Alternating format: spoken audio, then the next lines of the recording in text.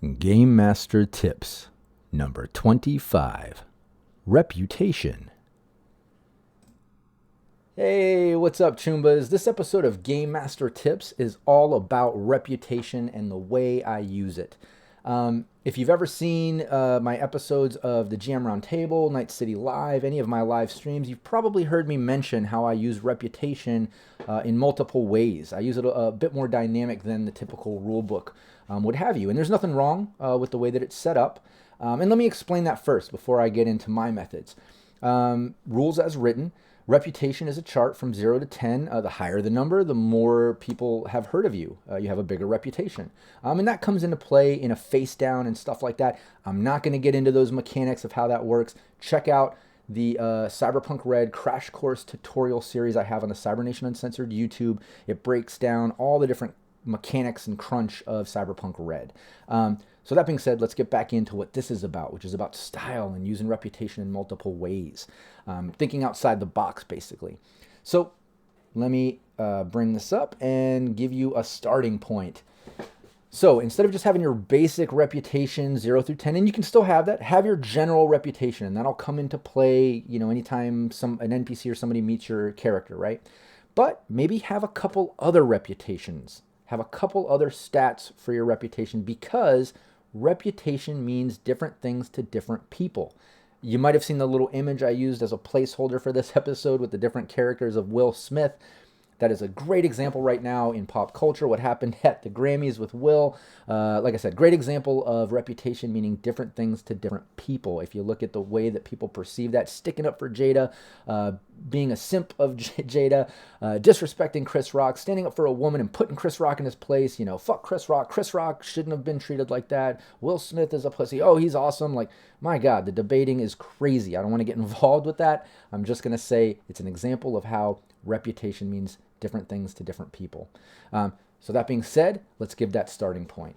Start off with just 2 other reputations than the basic general one. Start off with like a public and an underground, or a good and a bad. And how that plays in is whatever the character did in their previous gig, session, whatever that earned some reputation, it's going to mean something different to the public eye versus the underground.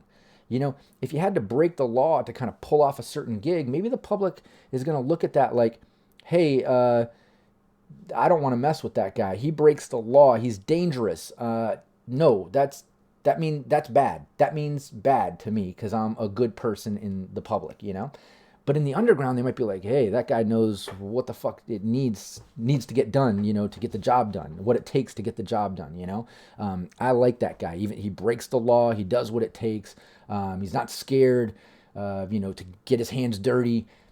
Fuck yeah, I like that. I like that edge runner. You see how that can play out, It's perceived as bad to one person and good to somebody else. So that's a great place to start. Just start with that. Start with a public reputation and an underground reputation. And that right there will give you a starting point to kind of get a feel for how this works and just how awesome it can increase gameplay dynamics and the way that it works. And speaking of which, let's get into the way I use it and how it can really become dynamic and evolve the characters and the reputation in multiple ways.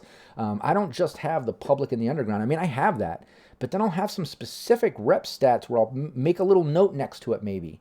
An example, with one of my fixers that I had in an ongoing team, we got so many seasons ahead. This fixer got so high up in the ranks, they were just killing it with the haggle. They had the haggle skill maxed out, their rank ability maxed out. They were just able to dominate haggling against the average fixer, NPC, or merchant or whatever. So everywhere they went, they were getting a great deal. Now, how I would play that in with reputation moving forward, because I realized everywhere they went, they were getting the deal, which is great. You're of that rank. You deserve it. You've earned it. Get it. But in reality, that's going to kind of bite you in the ass sometimes. And that's what I did with that other rep stat. I made one for that fixer specifically for merchants that if they heard of that particular fixer in that environment, then they would know, okay, I know this fixer. He's an amazing haggler, and I even combined it with my quick reaction Game Master Tips episode. If you haven't seen that, look up the positive, negative, quick reaction episode. It's all about if you don't know how an NPC is going to react to a character, you roll a 1d10. If it ends up odd or even number, you end up negative or positive to the personality.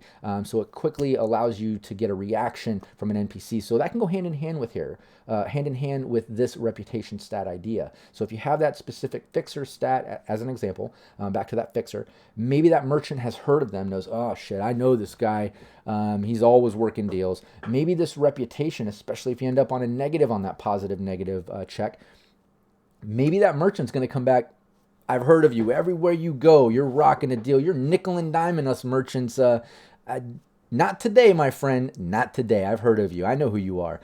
And because of that, maybe they have now the fixer has a -2 mod, or the merchant gets a +2 mod, or something like that. You know, make your mods, do your adjustments the way you want that makes fair sense and feels right in gameplay. But that's how I do it. That's what I did. I basically had the general reputation. Then I gave the player a public one, an underground one, and then I had a couple dynamic ones. Like I said, with that fixer one, I would have one that was specifically to merchants and fixers. It was their haggle reputation, basically. And you can do that with all kinds of characters in different ways. The possibilities are endless. I'm not going to make this video into, you know, a 2 or 3 hour video where I go over all the combinations and options. You're a smart person. I'm sure you can think of your own. But yeah, that's what I wanted to do here with this GM Tips Reputation episode, was just give you the basics of how I use reputation, how you can think outside the box and have multiple reputations. And anyways, hopefully you enjoy it. Hopefully you can use it. Hopefully it gets you thinking and you start coming up with your own ways to use reputation, and it increases the quality of your gameplay, the depth of the role playing. It gets your players more involved. It makes it more exciting. And if it did, which I hope it does, please like the video, give it a share.